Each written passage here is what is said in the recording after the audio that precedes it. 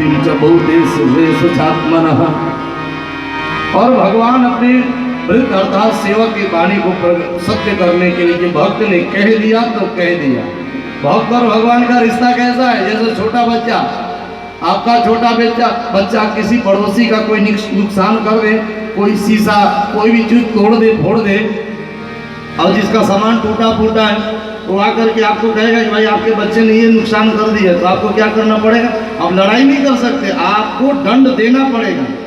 ठीक उसी तरह से जो सच्चे भक्त होते हैं उनसे कोई भूल भी हो जाए, उनसे कोई गलती भी हो जाती है, तो ठाकुर जी उसके बदले में दंड देने के लिए तैयार है। इसलिए प्रहलाद जी महाराज की रक्षा करने के लिए ठाकुर जी खंबा पाड़ करके प्रकट हो गए, तो उनका शुरू का पद होगा। और ठाकुर जी आवेश अवतार से क्रोध हो गया।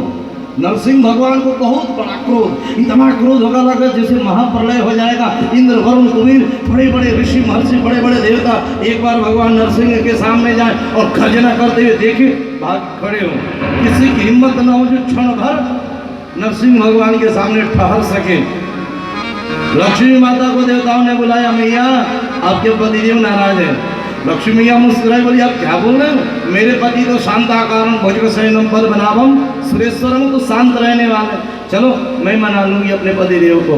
बढ़िया श्रृंगार करके लक्ष्मी मैया सोने की ताल में आरती सजाई और लेकर जैसे नरसिंह भगवान की आरती उतारना चाहिए, ओम जय जगदीश हरे, अभी शुरू हुई की थी जब तक नरसिंह भगवान ने मुख खोल दी और बड़ी सी जीभ निकाल कर जैसे दहाड़े लक्ष्मी मैया भी आरती की थाल वहीं पटक कर सीधे वैकुंठ भागे, बोले अरे राम राम, ये मेरे पति नहीं तो बब्बर शेर बैठा है। जब लक्ष्मी मैया डर गई, अब देवताओं को लगा कि अब महाप्रलय होने से कोई बचा नहीं सकता है। श्री नारद जी महाराज जाते प्रहलाद जी के पास। उस समय प्रहलाद जी की आयु मात्र 5 वर्ष की है। जिस नरसिंह भगवान को देख करके देवता भी थर थर कांप रहे हैं। नारद जी ने कहा, प्रहलाद जी ये भगवान का अवतार आपके लिए हुए, आप चलो ना। बड़े प्रेम से प्रहलाद जी महाराज जाते हैं और कूद करके बैठ सिंहासन पर बैठे हुए नरसिंह भगवान की गोद में बैठ गए। और जैसे नरसिंह भगवान की गोद में प्रहलाद जी बैठे, सज्जनों, नरसिंह भगवान की आंखों से आंसू गिरने लगे और बड़ी सी जीभ निकाल करके प्रहलाद जी के कपोलों को चाटने लगे, गाल को चाटने लगे। और रोते हुए नरसिंह भगवान ने कहा, बेटा प्रहलाद मुझे क्षमा कर दो, बेटा मुझे माफ कर दो। जैसे नरसिंह भगवान ने कहा बेटा मुझे माफ कर दो, रोने लगे। प्रहलाद जी रोने लगे, प्रभु आप ये उल्टी गंगा बार है, प्रभु आप मुझसे क्षमा मांगे, आज आप मेरे स्वामी हैं। ठाकुर यदि आज आप न होते तो बताना मैं कहाँ होता।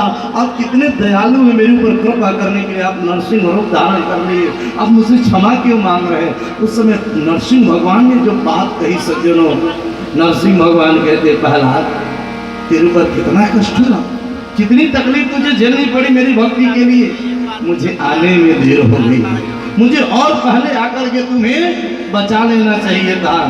प्रहलाद आने में मुझे देर हो गई।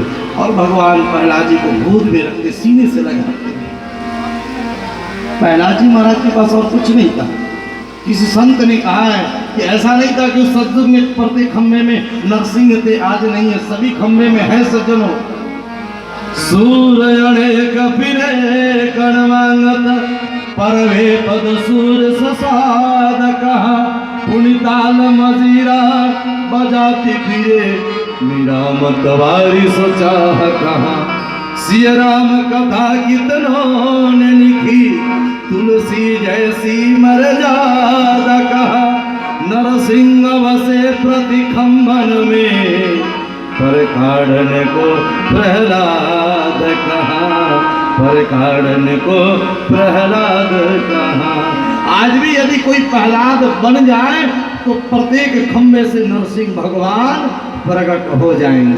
कौन है गुलशन देने के लिए तैयार है। नरसिंह भगवान से प्रहलाद जी ने कहा, प्रभु आप मिल गए, जिसको गोविंद मिल जाए, जिसको ठाकुर मिल जाए, ये दुनिया की बाह्य वस्तु मांगकर क्या करूंगा? नरसिंह भगवान ने कहा, प्रहलाद मांगना तो पड़ेगा। मम दरस अमोघ जगमाही, भगवान कहते हैं कि मेरा दर्शन अमोघ है, कभी चुकता नहीं है, लेना पड़ेगा। बहुत प्रहलाद जी ने कहा कुछ नहीं चाहिए ठाकुर जी, जिद पड़े दिए बिना रह नहीं सकता। तब प्रहलाद जी ने जो वरदान मांगे सज्जनों, प्रहलाद जैसा भक्त ही मांग सकता है। प्रहलाद जी कहते प्रभु यदि मासीद राशिद में कामान, प्रभु यदि मेरी मन में कोई भी मांगने की इच्छा हो वह समाप्त हो जाए, अर्थात मैं जीवन में कभी भी आपसे कोई वरदान न मांगू, यही वरदान चाहिए। हम लोग थोड़ा से पूजा पाठ कर देते, थोड़े से चढ़ावा कर देते, थोड़ा सा मंदिर में यज्ञ में कुछ सहयोग कर देते, घर बन जाए, ये हो जाए, वो हो जाए, करते कि नहीं। और प्रहलाद जी जिसको ठाकुर जी कह रहे मांगो, प्रहलाद जी कह रहे कि बस यही वरदान दे दिए गोविंद कि कभी आपसे कोई मांगने की इच्छा ही उत्पन्न ना हो। प्रहलाद जी महाराज को हृदय से लगा दिए मुझसे, नहीं प्रहलाद मांगना तो पड़ेगा। तो रोने लगे प्रहलाद, बोले प्रभु एक निवेदन है, पहले मेरे पिताजी अत्याचारी थे, पापी थे, अत्याचार किया है, लेकिन इन्हीं की कृपा से तो मैं इस धरती पर आया ना।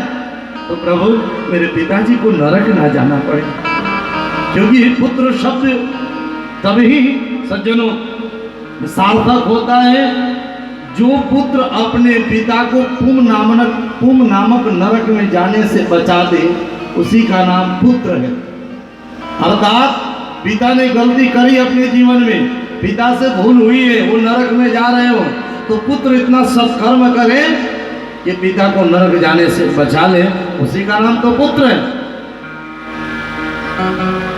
राम जी का बनवा आपने कहा सुमित्रा की आंखों के सामने लखन लाल जी रोने लगे।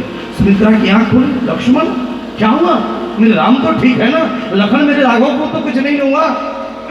लक्ष्मण जी रोते रोते बोल नहीं पा रहे। सुमित्रा ने कहा लखन बताना पड़ेगा, पहली बार तेरे आंखों में आंसू देख रही हूँ।